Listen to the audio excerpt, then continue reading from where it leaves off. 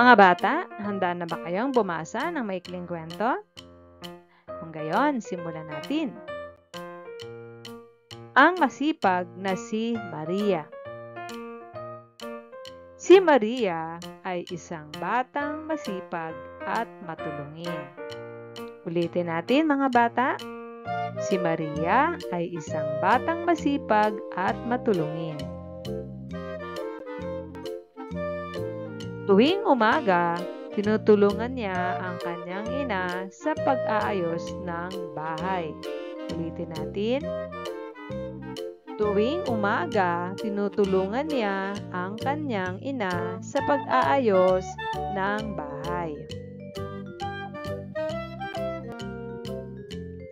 Isang araw, nagluto si Maria ng masarap na almusal para sa kanyang pamilya.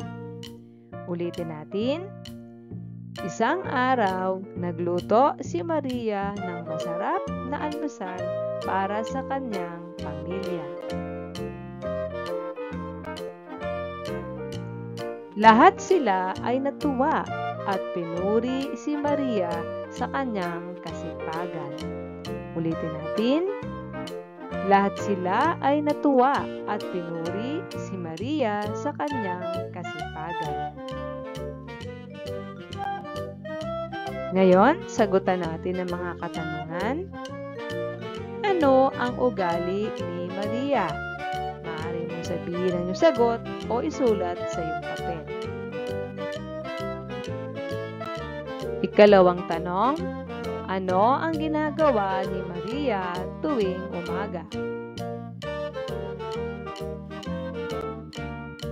Ikatlong tanong, ano ang ginawa ni Maria para sa kanyang pamilya?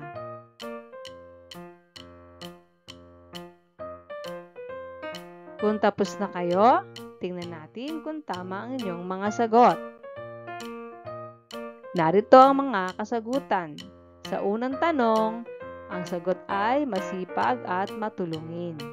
Sa ikalawang tanong, ang sagot ay tinutulungan ang kanyang ina sa pag-aayos ng bahay. Ang ikatlong tanong, ang kasagutan ay nagluto ng masarap na almusal. Tama bang lahat ng inyong mga sagot? Mahusay mga bata!